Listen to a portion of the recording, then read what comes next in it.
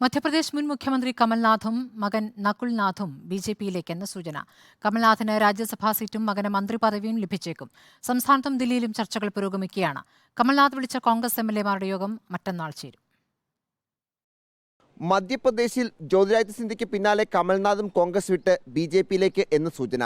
മധ്യപ്രദേശിൽ പാർട്ടിയുടെ മുഖമായ കമൽനാഥിന്റെ നേതൃത്വത്തിൽ ഒരു വലിയ സംഘം കോൺഗ്രസ് നേതാക്കൾ ബിജെപിയിൽ ചേരും എന്നാണ് വിവരം. കമൽനാഥിന് രാജ്യസഭാ സീറ്റും മകൻ നകുൽനാഥിന് ചിന്ദ്വാര ലോക്സഭാ സീറ്റും കേന്ദ്രമന്ത്രിപദവുമാണ് ബിജെപി ഓഫർ. രാഹുൽ ഗാന്ധി നയിക്കുന്ന ഭാരത് ജോഡോ ന്യായയാത്ര മാർച്ച് ആദ്യം സംസ്ഥാനത്ത് എത്തുമ്പോൾ നേതാക്കളെ ബിജെപിയിൽ എത്തിക്കാനാണ് നീക്കം. സംസ്ഥാന ബിജെപി നേതാക്കളുമായി കമൽനാഥ് കൂടിക്കാഴ്ച നടത്തി.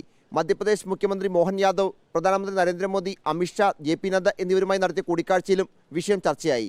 മധ്യപ്രദേശ് നിയമസഭാ തെരഞ്ഞെടുപ്പിന് പിന്നാലെ കമൽനാഥ് കോൺഗ്രസ് ബന്ധം ഒട്ടും നല്ല രീതിയിലല്ല മുന്നോട്ട് പോകുന്നത്. വരുന്ന രാജ്യസഭാ തെരഞ്ഞെടുപ്പിൽ കമൽനാഥിന് കോൺഗ്രസ് സീറ്റ് നൽകില്ല എന്ന് ഏറെക്കുറെ ഉറപ്പാണ്. രാജ്യസഭാ സീറ്റ് ആവശ്യപ്പെട്ട് കമൽനാഥ് സോണിയാഗാന്ധിയുമായി കൂടിക്കാഴ്ച നടത്തിയിരുന്നു. അതേസമയം കമൽനാഥിനെ അനുനയിപ്പിക്കാൻ മുതിർന്ന നേതാക്കൾ ചർച്ച നടത്തും എന്നാണ് വിവരം. റിപ്പോർട്ടർ, ദില്ലി.